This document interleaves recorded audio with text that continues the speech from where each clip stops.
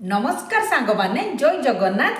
आज मु गोटे नुआ ब्लॉग स्टार्ट कली। ए ब्लॉग माध्यम रे मु कौन रोसई कली वो डेली रूटीन ले कौन करुच्ची वो मु कई आड़ को बुलिबा पई जाउची। एई ब्लॉग रे मु आपण मानक पाखरे शेयर करिवि।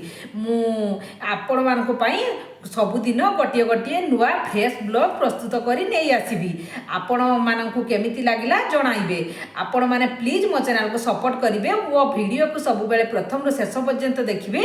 वो मो चैनल को सब्सक्राइब कर देबे। आज मु फास्ट रे आपण मानकु मो झियो सहित मीट करूची।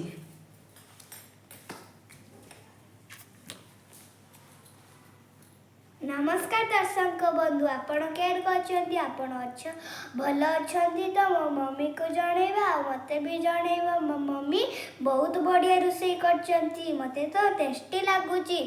आपण भी घरे ट्राई करिवे, देखिवे केते बढ़िया टेस्टी लागिवो, खाइबे भी। मोर गोटे आउ गोटे चैनल अच्छी ज्योति होम किचन। मु से रोसई चैनल छाड़े। आपण माने जदि रोसई भल भल आइटम देखापी चाहते सर्च करी देखिपारे।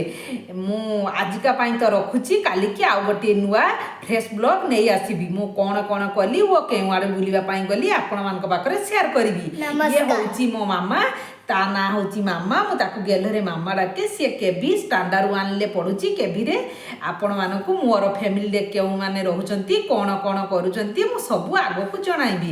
आपण मानक जो भल लगे प्लीज मो चैनल को सब्सक्राइब कर दे जिबे।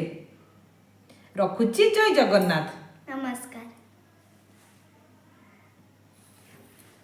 इटा भल हला।